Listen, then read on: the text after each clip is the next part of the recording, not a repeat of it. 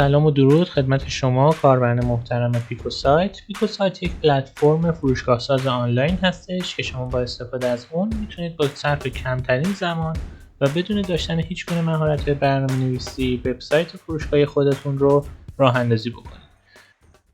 برای اینکه فروشگاه آنلاین خودتون رو راه اندازی بکنید، اولین کاری که باید بکنید اینه که به سایت پیکوسایت برید. با آدرس picosite.ir روی گزینه راه اندازی سریع کلیک بکنید.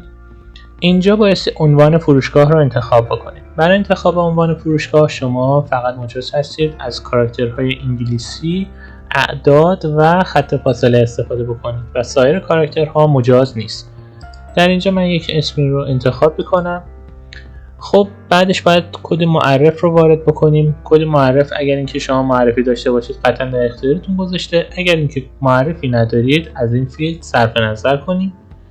حوزه کاری فروشگاه دموهایی هستن که ما براتون بارگذاری کردیم. اگر اینکه حوزه کاری فروشگاه شما در این دموها نیست، شما همچنان میتونید از این دموها استفاده بکنید و محتوای اون رو خودتون تغییر بدید و عکس‌ها، دسته‌بندی‌ها و محصولات خودتون رو بارگذاری بکنید.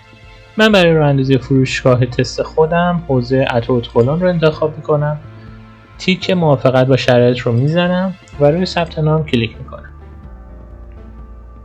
اگر اینکه این فرآیند یک مقدار زمان بر شد، روی گزینه رفرش کلیک نکنید و بذارید که کارش رو تا انتها انجام بده. خب ثبت نام متصدی فروشگاه همون مدیر فروشگاه هستش. نام و نام خانوادگی و شماره موبایلش رو اینجا بایستی وارد بکنید. توجه داشته باشید که این شماره موبایل بسیار مهم هستش، به خاطر اینکه در مراجعات بعدی هم از همین شماره موبایل بایستی استفاده بکنید. من یک نام فرضی رو برای خودم در نظر میگیرم. شماره موبایل هم همینطور. روی گزینه ثبت نام کلیک میکنم.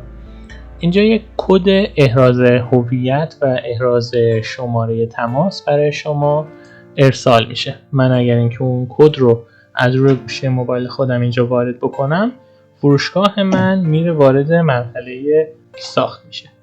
این کد رو وارد میکنم.